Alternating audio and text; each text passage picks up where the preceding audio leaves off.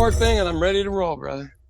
I am literally searching around in here like a crack addict for my coffee, but I'm just going to make some more. We're back at the Villagers podcast with Sean drinking coffee and refusing to acknowledge us for some reason. I acknowledge each and every one of you. I see you, man. I see you. Hey, so if we talk about this returning back home thing, the big thing that I would like to bring up there is, what was the one food you ate as soon as you got back home? Because like my son had been in Europe for about a year and he came home and he wanted Whataburger.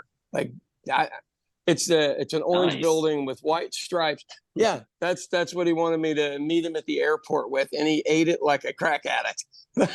Oh, wow. so I have to be honest with you, fish and chips in Ireland, the best there ever is. But then when I'm returning back over here, I usually like Mexican food. Isn't that crazy? Just regular old standard, because you can't get it anywhere. You can get a version here, but it's much better in Mexico. So what do you do when you go back to England first, and then you cover the other stuff? Oh, God.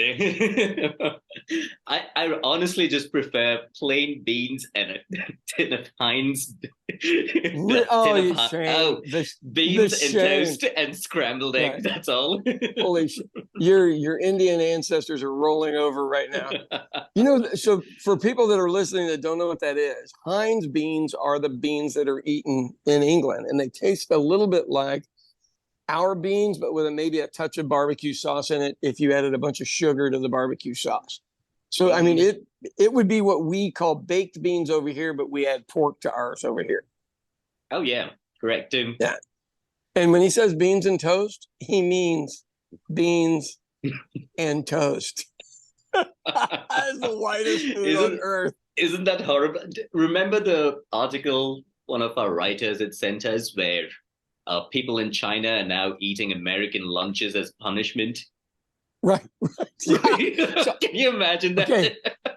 So I think what you got to do is give an explainer there, because the joke over here is, if you're eating in a Chinese restaurant, they never come by to see if your food's okay. They know it's the best. They know. They don't ask you. Indian restaurants, they don't ask you whether the food's good or not. Only we have to go, how's everything taste? Bland and dependable, just like I thought, sir. Bland and dependable. I mean, I don't have, in Ireland, black pudding is one of my favorite things, and it's blood sausage. And a lot of people just can't take the name. I don't know where the pudding part came up with, but it's kind of soupy when you make it. But that's the first thing I eat over there. Or literally, there's a place called McDonough's that does the best fish and chips I've ever had anywhere in the world. And it's in downtown Galway. Yeah, McDonough's in downtown Galway. Yeah, we should actually tag them in this post. Would be hilarious. Yeah, we will. They'll be like, sorry, what the hell are these guys talking about? Who are these two idiots? Right? And why is an Englishman talking about my place? He will not be served. But that's the best fish and chips I've ever had in my life in any country. And if you can name the one place, they're above everybody. Oh yeah. Isn't that nuts? But if I'm abroad for a while and I come home, I'm trying to give a sauce that you guys would use. It's pretty similar, because you guys do basically all your beans are in a sauce. Everything's flavored so well. It's in a sauce, would be from my perspective. But Mexicans have a chili called a guajillo chili, spelled with a G, guajillo. And it is cooked down in like chicken stock with a little bit of garlic, onions, and tomatoes. And then a couple of ancho chilies, which look like burned up tobacco. And so you de-seed both of those, meaning take the seeds out, and you boil those and then puree them and then run it through a sieve and slow cooked. Any meat, I don't care what the meat is, slow cooked on that with potatoes is probably, for some reason or another, hits my taste buds better than any other food. Oh, yeah. And I probably explained that a little more in depth than I needed to, because I like it that much. Can I tell you, every time I missed Indian food in Oklahoma, we would usually go to a Mexican place and I'd eat. No way. Because The flavor, I Huh. think there is an overlap between the way they mix their spices, Right. and especially they always get me with the beans and rice on my plate. Like Alex Right. always Yeah. makes fun of it. Like I'll order like the restaurant across the pub. I would always Yeah. order like the lunch carne asada. And he'd see me Right. like take a teaspoon with a little bit of steak, a little bit of rice, a Yeah. little bit of beans, and Yeah. he'd be like, "Are you Indianifying this damn dish?" All you're missing is a little bit of roti. Mhm. Roti. Yeah, it's funny. So when I was younger, I was never, how Americans are hamburger crazy. Mhm. I don't really understand that. It's fatty, salty meat with a bunch of shit on top, essentially. But I can make really great ones, but I don't think my mouth is big enough to be able to eat like the gigantic super burgers I see other people do on TikTok or anywhere else. Oh, I like God. them, Mhm. right? But I don't love them. And gourmet food, I'm burned out on. What I want is an old Mexican grandma or an Indian auntie to make me something that's delicious. And that's probably more about feeling than food, Yeah, which it has a lot separates to me do. from, it separates me from all my people, right? I know. There is a restaurant in London where if you don't like the food, like the chef, it says on the menu that you can call the chef and he'll come and eat it. And I was like, how the hell does this solve any of my problems? Nothing, but Apart it's a from the great comeback. No, but apart from the practical jokes you can play on the chef, like, Right. what if there was this old French artist who used to eat like glass in his retirement? He's Wow. become a chef and he gamely comes and consumes what they serve me. I'm like, just like consuming it doesn't like this is edible for the human palate Right. is not really the restaurant's theme. No, if that is your standard, you're probably not going to make it anyway. Mm-hmm. You know, the only time I would like a chef to come out is when they give me those huge burgers you're talking about, because I want them to tell me, how do you envision us eating this? Am I supposed to take a knife and fork to this construction, or do I just squeeze it down to what the human mouth can open to? That is a legit complaint. When they first started serving like 20-layer cakes, and this was about maybe 15 years ago, everybody at the table like, "Oh my God, look at that!" And I go, that's impossible to eat. Literally, even if you eat it the French way, like if it's pie, turn it around and start on the other side. You still are just chipping away at little bitty pieces. And I, truthfully, I've never understood that one. The super burgers, I have made them, and you got to stick a knife in between them to hold them steady. So like the Leaning Tower of Pisa, they're moving back and forth. I mean, that's legit. So that's a male chef that makes that kind of stuff. Women chefs do not make impractical food. They want appetizing looking and delicious. And men want to show off like, this is my thing. And I'm not going to say what their thing is as they're bringing it to your table, but it's generally taller than it really is. Oh, God. I don't know what that's all about. Yeah. In India, I would guess that the first thing I'll look for is that really thin roti that I've sent you a video of. It's called Rumali roti, like the one that they make on that upside down wok. Yeah, those are cool. Oh, that's my favorite bread. Really? I got to be honest with you. I like softer, bread with a little density to it. And I don't care what anybody makes it out of. Is that the cracker one that you're talking about? Comes out, it's like a cracker? Or no. This is actually soft. It's almost paper thin. Oh, then I would be totally okay with that. Yeah, I don't it's not like the crispy the ones that we have. Yeah, those ones are not my thing. Isn't that weird? I like crackers. I like boring, bland crackers, which is why they call us that. I was going to say, are you talking about some family member, or is this the actual edible thing? So what is the oh God, I can't remember. There's a bread over here called lavash, which is like a kind of like a Middle Eastern big old right? cracker. Yeah, it's Jews brought it over here. So I don't know whose food it originally was, but that's who we see it with. But it's pretty good. I mean, you soften it and then roll up food inside to make it into as everybody has a burrito, that would be the Jewish burrito. So people go, that is not a burrito, man. I know. I'm aware. There's somebody probably fuming listening to this, Sean. Oh, God, yeah. Yeah, they're writing me a nasty letter right now. I'm going to put it in the suggestion box right over by the bathroom. So. Do you want to tell them your annoying joke about that? Okay, so the deal is I don't, if you don't know people that are from England, they, especially London, they are chronic complainers. And I mean, they can't help themselves. They think it's a discussion when it's actually a complaint.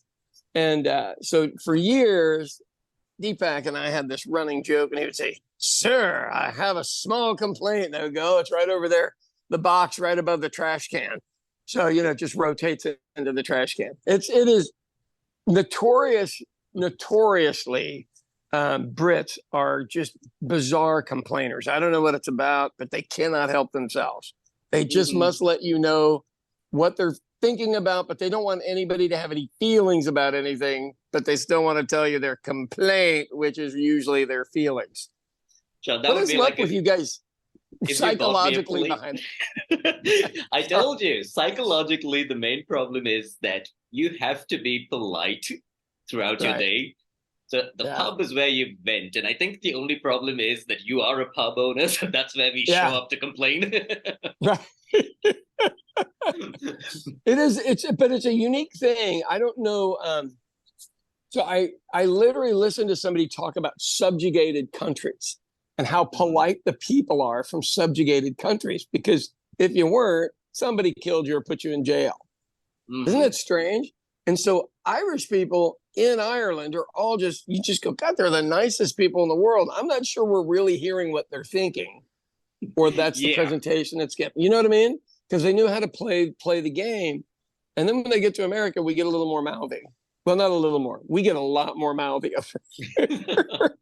But do you know, I actually get annoyed when I get like really chipper customer service. Yeah. It bothers me. What kind of a latte can I get you, sir? Because it's either a sign of a liar or a moron. Because how great could it be taking my stupid order? You are the highlight of somebody's day. We just haven't figured out who it is yet. So since people don't really understand my schedule. So in the morning, I come here, I make some stuff, get everything kind of ready to open. And then I go to different stores.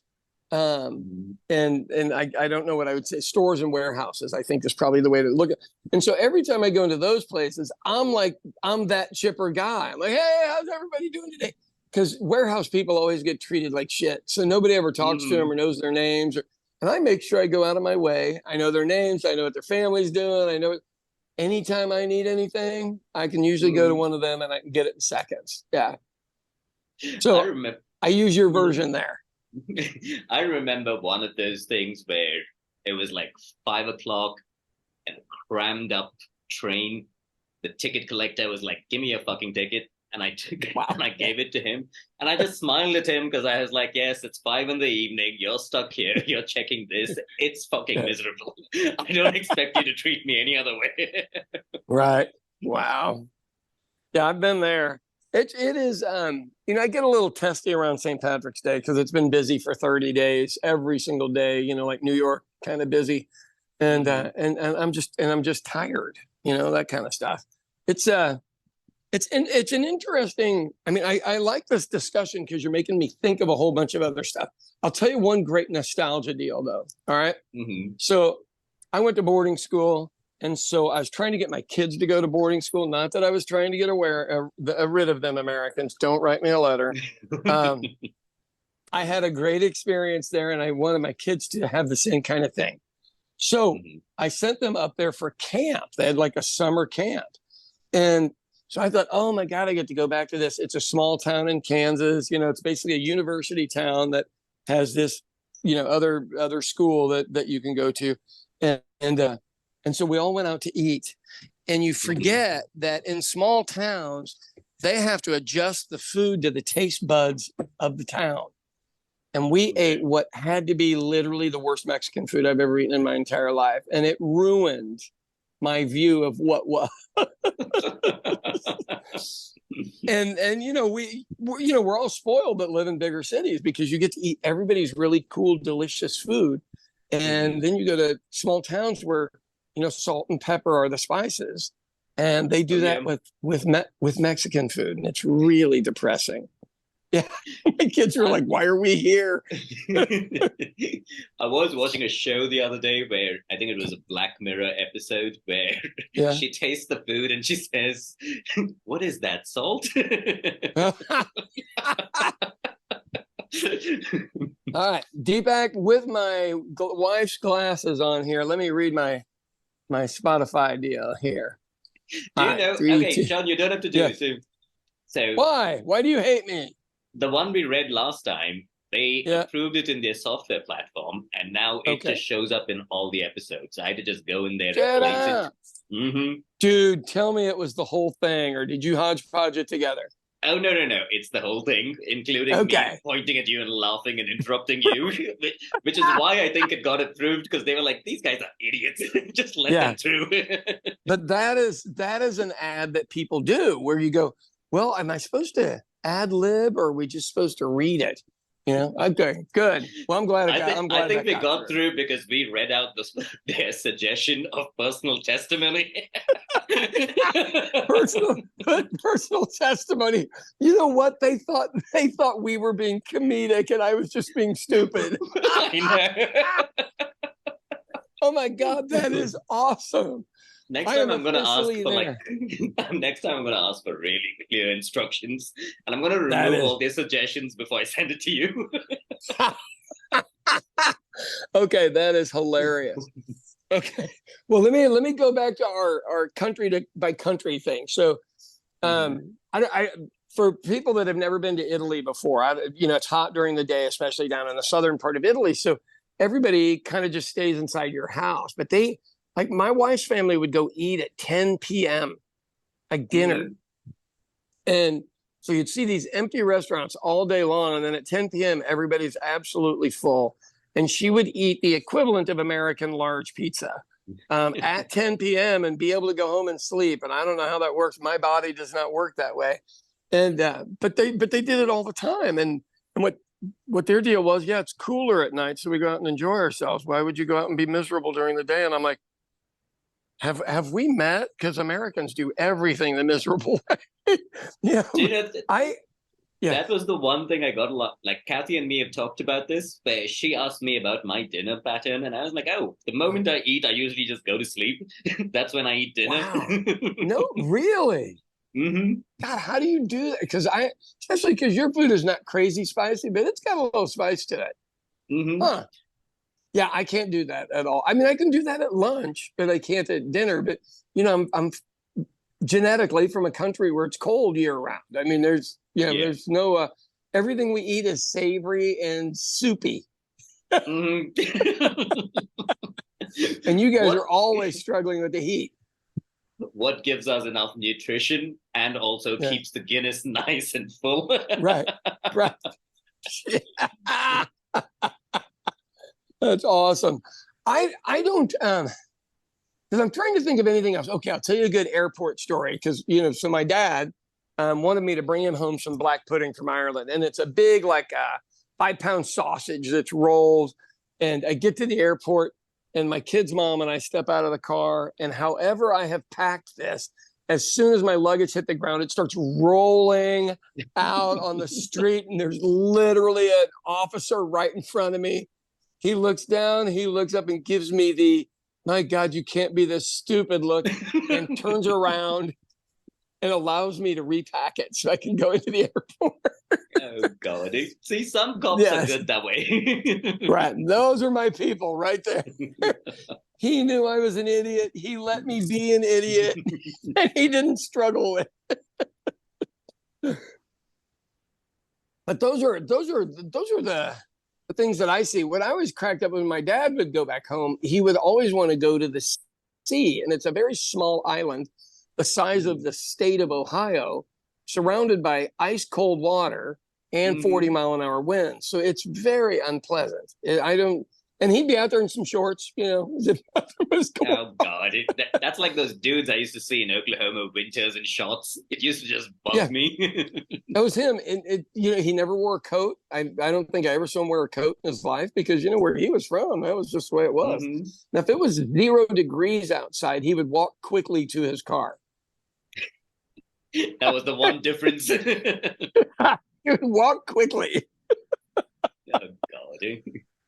The first weird thing I noticed when I landed here after 5 years was that what used to be the old car park outside the airport now had Right. like 6 restaurants, including a Buffalo Wild Wings, a beer Get garden. out. Yeah, like I'm gift embarrassed shops. for you. And I was just looking at that and I was like, so where do they pick me up from? And it's like doubled in size, Sean. Like this airport is probably somewhere around the size of O'Hare right now. God, we'll tell everybody how many people you have there. That's probably why. Yeah, we do have a city of 14 million people. That's the size of Mexico City and Los Angeles right there. I mean, so Mhm. yes, you should have an airport the size of O'Hare. So out of that many people, when you left, what do you figure there was last time you were there for an extended period of time? Do you know the last time I was talking to you about it, I used to keep saying that there are 8 million to 9 million people. Yeah, right. Yeah, that was the number I remembered till I recently got back and I looked it up. Wow. So in this, okay, and I mean no disrespect, actually, which is rare for me, but is this because of no birth control or what is the actual, that's a population explosion.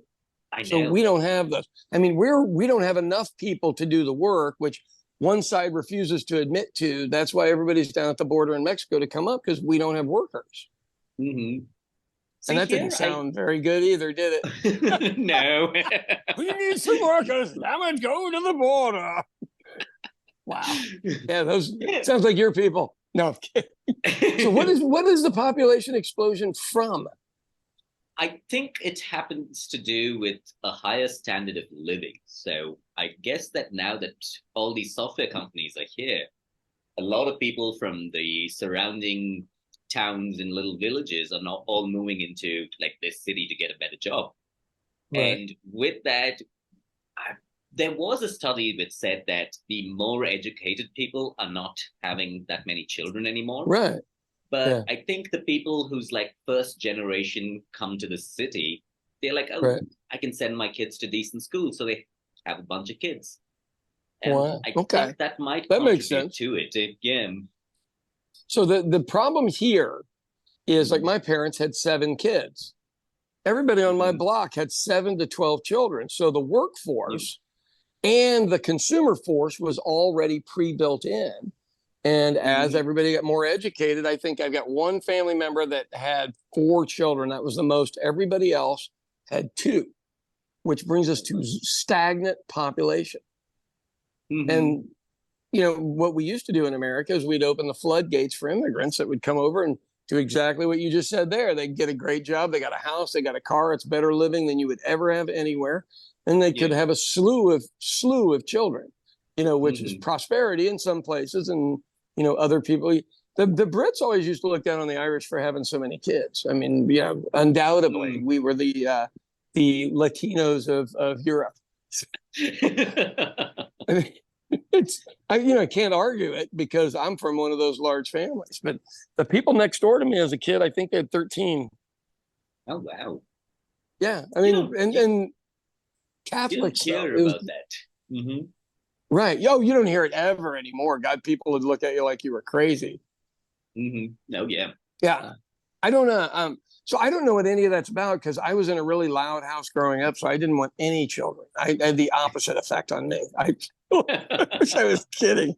So I think that's the other part that maybe I look at. You go to Ireland, one of my relatives had 5 kids, so they have to have a larger car and all this other stuff. And people didn't look down on them for it, but they would inquire. They'd be like, man, why do you have such a big car? Because, petrol or gasoline's $12 a gallon. He'd go, well, am I supposed to leave half of them at home? There is this story in newspapers recently about one of the French football players who has like Yeah. he just drives around in a Mini Cooper that has like scratches on the side of it. Right. Good for him. Because he just grew up in France where there's no place to park, nobody Right. really takes care of their cars like the way other people in other countries look at it. Yeah, no one cares about your. Yeah, they live in Paris. No one cares about your car. Exactly. Okay, that's awesome. Good for him. And I understand that. I mean, you've seen what I'm willing to drive. I mean, what I want to have is one really nice car at the house. That's what I need. Yeah. But I'm picking up groceries all day long. Do you really want to put that in a really nice car? I mean, I know. That's almost a shame on the designer and the artist that built the car to go, yeah, I just got 15 bags of groceries in the back, and that one is, yes, it is leaking blood back there. Plus, you had to Crazy stop and pick stuff. up Coors Light for me. Yeah, there you go, and a pack of smokes, right? Yeah, God. But I think those are, and I'm literally trying to think of every time I came back, what were the things that I missed when I was gone for an extended period of time. And so you've eaten biscuits and gravy before, and that seems like a magical thing with a lot of people that they don't understand it. So it's basically a scone with sausage gravy over it, but it's a savory scone, not a sweet one. And it is one of the more magnificent meals in America. It really is. Oh, yeah. I remember that place that we went to that had like 25 to 30 different choices. Yeah, good of gravy. toppings. Right. Yeah, good gravy. Toppings. Did you just say Oh, it's what do you mixed call in them? the gravy. It's not a topping. It's mixed in the gravy. Dude, but don't you wonder who thought of that food? I mean, because I know. yeah, I don't know who originally came up with it, but it is a magnificent mistake. Oh, yeah. I think that's fair. You really can't do any work after you eat one of those. No, if you're not ready for bed, you will be. That's a food I can eat and go to sleep. Isn't that great? That is one I can do that with. Wow, that's nuts. Good thought there. And then I'm trying to think. There are no corporate restaurants that I miss. It just doesn't exist. I mean, I don't. That is not. Their food is scientifically designed to make you happy for a minute. Okay. Salt, sugar, and fat to exact amounts. It makes you happy for a few minutes. I want the experience, and so yeah, I think those are all the ones. I have this place called Minsky's Pizza. That's what we were talking when I was talking about Italy. I just never got to it. So my wife in Italy will eat at midnight and everything, and then especially if we're gone for a while and you come back home, you go, oh man, let's get some pizza. Yeah. It reminds you that we don't make pizza. Now, we've come a long way in America. There are places you can get real Italian pizza, and it's delicious. But most of ours has too many toppings or too much toppings. It's kind of a uniquely American problem. I would say with you guys on spice, sometimes it's a bit much, but I still love it. But with us, it's just more stuff piled on. Does that make sense? Oh, yeah. And if I'm at home, that's the best pizza around. But after I travel, I'm like, oh, well, maybe not. Yeah. You remember there was one time where we ordered like pizza with, it was just spinach and something else and cheese. Yeah. And that guy just looked at us like, that's it? It's still not going to give me a list of 25 toppings? Exactly. And I was like, dude, just give that to us. We're fine. Yeah. Yeah. Well, you sure you don't want any of this ground up stuff on there? It's an interesting thing. And look, we're doing way better over here with more authentic food. But if you think about in Ireland, I don't know how it works in England, because I did eat pizza there because my son wanted it, and he was furious we had to eat it with a knife and a fork. And in Ireland, the pizza had corn, CORN on it, like corn. Oh God, they have that here as well. I don't know why they do that. It's annoying. Really? Mm-hmm. Yeah, and I don't really. Hey man, use whatever you got around, but I mean, do something with the corn. They just put corn on there, which tastes like nothing. I'm like, I can use other things to fill up space. Right. Why don't you take some of those packing peanuts and arrange them on it? Oh my God, that would make a good video. That Mhm. really would. That's awesome. Yeah, so I don't I think so. You think about feelings when you land. The only place, and I really mean this, that I have ever landed on Mhm. earth that felt different was the city of San Francisco. Mm. Weirdly enough, I landed there and I don't know what happened to me internally, but I went, I'm home. And I've never felt that in any country, any city. And I've traveled a lot. So have you. And Mm. I just walked off the plane and I was like, oh, wow, I'm here. Isn't that the craziest shit? And That I'd is never been there awesome. before. So every place I walked around the city felt like I knew it, in reincarnation world, obviously I'd lived there before. I have Mm. no way that I would know anything about the place, but it's the only place I've ever been that I was 100% at home. And I Okay. don't know any other way to describe. Yeah, there's a story we've never had. I know. And because usually you're frantic and you're trying to do something, you're trying to look around, how's this shit work? I got to get a Mhm. car, or do I really just need to get a limo so it's somebody who knows where the hell I'm going? I mean, depending on how criminal the city is it just Mhm. cheaper to buy a limo so you don't get to run around from a cabbie? But yeah, I just distinctly remember that feeling. And then Mhm.